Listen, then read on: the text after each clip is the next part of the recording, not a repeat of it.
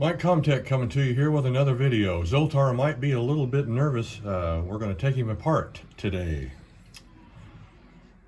Probably some of you are probably saying finally, because I've been promising this for quite a while. Anyway, I have a valid reason for taking this one. This was the one that was on the bench. If you looked at the other videos, you always saw it running in the background.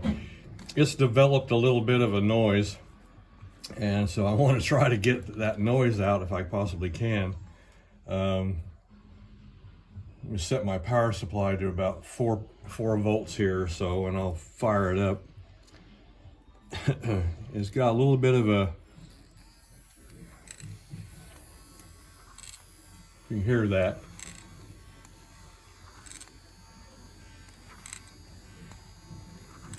A little bit of a grinding sound right when the head moves a little bit. So anyhow, we are going to take him apart and see what ails it. Probably have to have a little bit of lubrication, I imagine, somewhere in there. But this, my gosh, I put runtime hours on this guy. I mean, he sat there and ran. If I was working on the bench, I just had him sitting there running the whole time at about 3 volts or so. He was running constantly. So this was one of my custom-made vests that I had made. A good friend of mine made these for me. They all fit perfectly. Put the Velcro on the back and everything, just like the real deal. And so that's the first thing. Yeah, I'll take off. And then the other videos that I show you how to get Zoltar out of the cabinet, and then there's 2 screws underneath that square plate that actually holds Zoltar onto that platform. And so that's these 2 screws right here. Here's the motor right here. The motor sits in there vertically and runs the mechanism. So, and then also they did a nice thing here as well. They put Velcro on the main outfit. So as long as I stay in frame right here, you'll be able to see everything. But yeah, they put all Velcro here, and then they've got a little bit of glue on the sleeve right here and a little bit of glue here. I'm not gonna have to mess with that. And then let's get the necklace off of him here. Let's get that back over his head, so I can get this down here and get that down here. And then looks like they put a little bit of glue right here in the front, but it should split. Looks like all the seams go right through here and here and down below and on this back part, so I shouldn't have to mess with it. If you did have to take it apart and undo the glue, the best thing that I have found is a hair dryer on low heat, just very low, and just hit those little joints where that glue is, and it'll soften right up, and it will come right apart. Not a problem at all. And then that way you're not pulling something, because that glue is pretty strong, and you can end up tearing your fabric or creasing the fabric to a point to where you can't get it back. It's just always easier to soften it first. Looks like there are 6 holes here. 2 screws in the middle here are not present. There's 2 screws at the top, 2 screws at the bottom.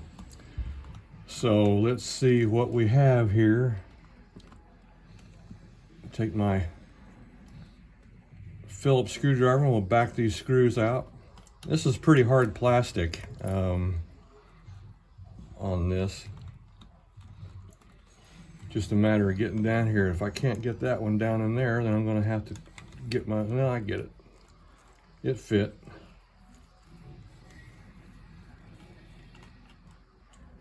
And these are just, they're not extraordinarily long, but they're just the normal screws that holds a lot of the Zoltar together, the other places that they have.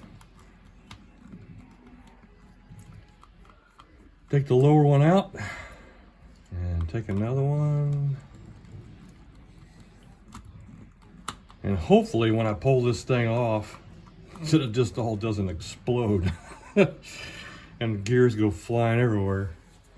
I don't know. I'm curious to see how much I can see in there a little bit through that hole there, but okay, the moment of truth here. See if we can't rock this up just a tad, and should just separate. Get a good hole. There we go. All right, good, as I figured. That's so there's the back core and all the molding that they did inside of that. That's what that looks like. Pretty cool. So we'll lay that right here aside, and then here is the actual mechanism inside of Zoltar's animatronic part. So I'm going to fire it back up, and the motor sits right here. It's underneath this. So there are screws that hold this down. There is a vertical slide here. I can see what they've done. They put a little cam here, and there's a little micro switch right here. This is what tells the controller to bring Zoltar back to a home position after he's done with the routine. That's what this is for. So that trips that. So if you've ever noticed, Zoltar always comes back when he's working correctly. He always comes back to the same position. The hand comes back to the same position. The eye should be there in the same position, and the actual head part should be in the same position. So that's what that little micro switch does. So that is what the other red and the blue wire do here. Get these apart. It's this one right here. The red and the blue on the JST, those go to the marker switch, and then your red and your white go to the motor here. And then, like I've said in the past, they put 2 inductors, and there's a noise reduction capacitor, disc capacitor across the motor. So let's fire it up and see how this all animates. And I've got my power supply set to around 4 volts. So yeah, I figured it'd be something to lift up. I'll have to hold this one down because that's wanting to lift right up because it's under pressure. But there are 2 cams in there. And if you can see, I'm going to get a close up here. You can see the whole mechanism right here, how that works. Pretty innovative, it really is. And then you see the little marker switch, and then like I said, I'll have to hold this one down. This one's the one that actually runs the head.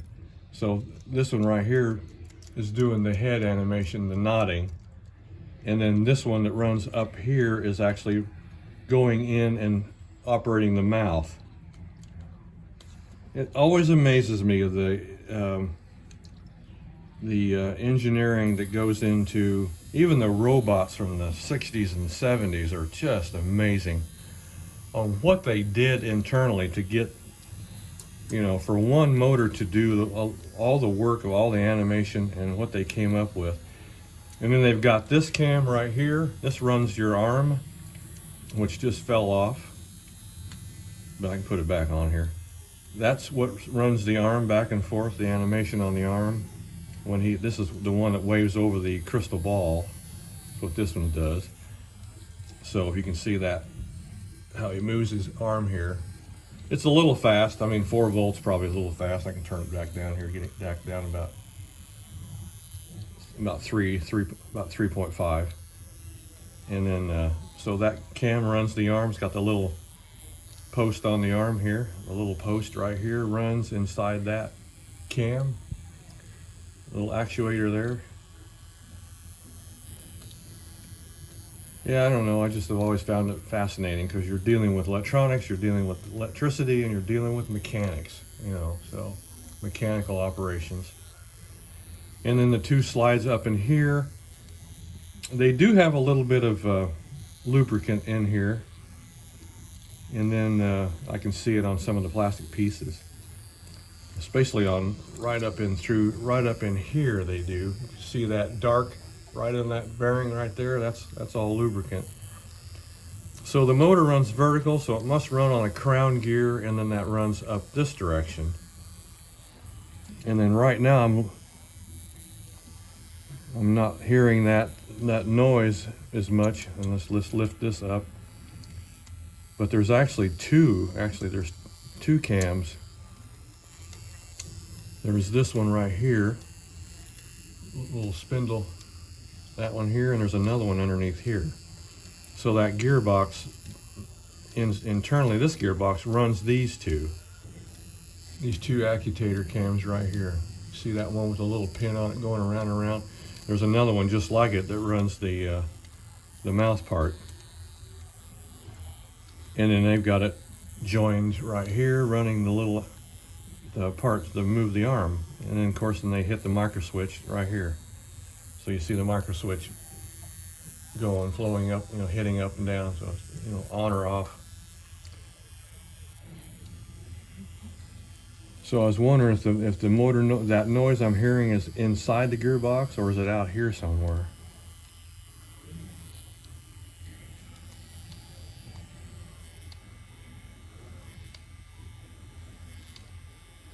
So I was listening for.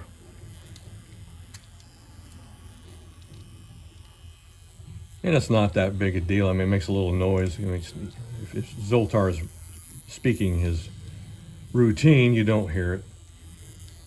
Yeah, yeah.